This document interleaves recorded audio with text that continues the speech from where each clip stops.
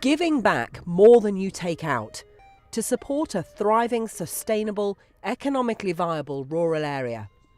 The aim of the Landmarc workshops was to discuss how this can be achieved. Speakers at the sessions challenged the audience to consider a radical level of change based on reality, not rhetoric. What we're trying to do is to lay down the challenge to groups here and elsewhere around the country, is to say, let's separate the process of working out how from where we're trying to get to, and then say, what would it look like if we ended up trying to create an environment that was good for nature forever? The challenges of transport, housing, business development and connectivity were all discussed.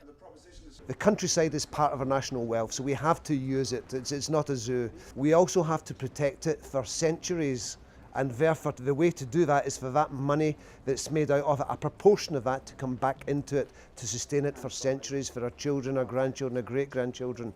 We've had 13 years of big government, and financially we can't afford to carry on, and rural areas aren't thriving, so we need a different solution. And I strongly believe that private sector organisations must be part of that solution. Landmarc are creating rural work hubs, making their office space available for people in the community to use.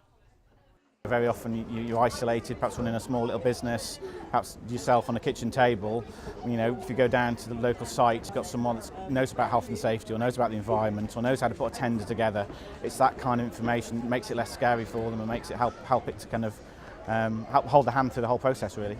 These facilities could also be used to help link communities. Particularly for villages where they don't have fast connectivity, the rural work hub would have that. I travel quite a long distance to work. If I had a rural work hub close to me, or could use it, I could cycle to work instead of taking the car all the time. People can actually link up together, share ideas, and have that conversation you might otherwise have by the coffee machine or the copier, and have that conversation somewhere else and link up with people that might be doing something completely different.